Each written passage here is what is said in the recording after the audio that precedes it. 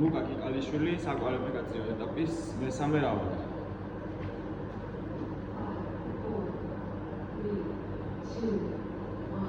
წავიდა.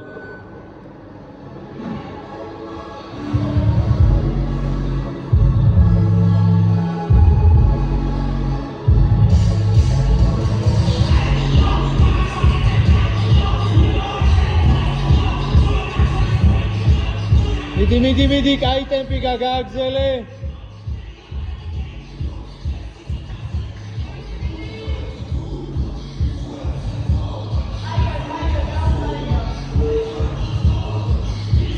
აღარ გააჩერო ბოლომდე, აი ესე.